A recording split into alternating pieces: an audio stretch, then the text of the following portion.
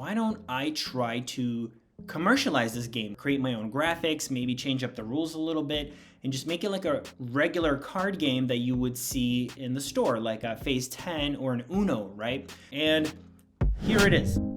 So the other day I watched the movie Tetris, and I definitely recommend the movie to you guys. I think it's a great movie, and there are a lot of interesting lessons in that movie. And I realized that I kind of did a similar thing that was portrayed in the movie. So it's kind of about Tetris, right? And how it was invented and created. Some guy in Russia created the game Tetris, and then you had all these, American companies trying to sort of license the game and bring it to market, sort of commercialize it in the US market, and I think maybe in other markets. So that's kind of what the movie is about, and I definitely recommend you guys watch it. And I think it's very inspirational and kind of gets you thinking in this creative way of how you can create things or commercialize things to be able to monetize them. And there's definitely a lot of great lessons in the movie. I actually did something kind of similar. You guys, I think, will find this very interesting, and hopefully this will get you thinking in the same direction, and maybe you guys can do the same thing. So what I did was, and this was actually before even knowing about the story of Tetris and all that kind of stuff, which again is a really interesting story. There's like some crazy stuff. There were some Russian KGB type espionage type things going on, and they were like stealing the rights from each other, and they were trying to get the rights, and there was like all this danger. Anyway, again, I'm trying to kind of sell the movie. It's really good, but pay attention to what I'm saying because this is also very educational, and then go see the movie after. Anyway, I kind of did a similar thing without really knowing, and here's the story, okay? There's a game in Russia. It's a card game, right? It's an old card game that everybody like in Russia and all those European countries plays. And they play it with a regular deck of playing cards. And like everybody knows it growing up, okay? Everybody knows this game. And I know this game too. And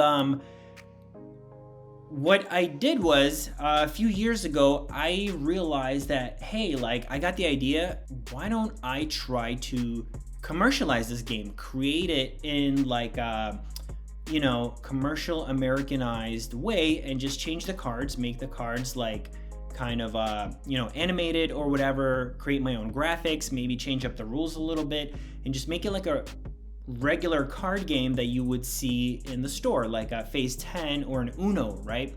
I was gonna take a regular card game that people played with basic playing cards, right? Like poker cards, but I was gonna commercialize it, repackage it, make it different into like a Uno Phase 10 type of game, and I was gonna sell it, right? So the game was completely out there, the rules were out there. I knew that a lot of people played this game. It was a great game.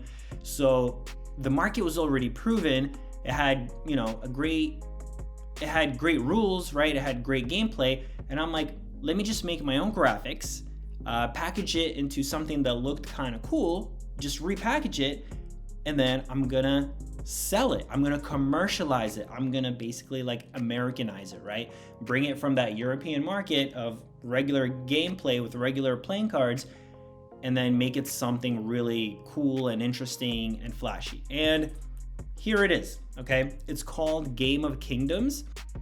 That's exactly what I did. And it's a game, it has 40 cards. You play it with, whatever. Play it with your friends. It's a pretty simple game. It has fairly simple rules, but it's really fun and really engaging. And unfortunately, I didn't have the same success anywhere near as Tetris did, and it's kind of a similar concept as what happened with Tetris, but not exactly.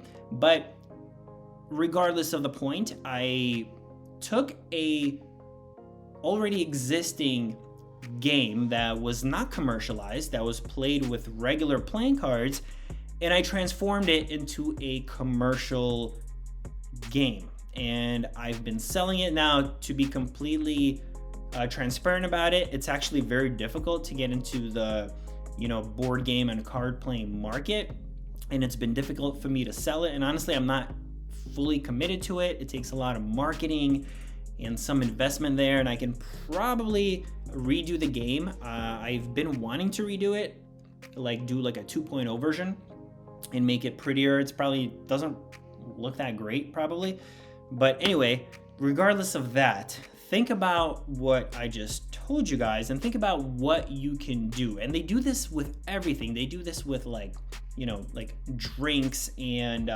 food, right, from different ethnic backgrounds, ethnic, you know, locations.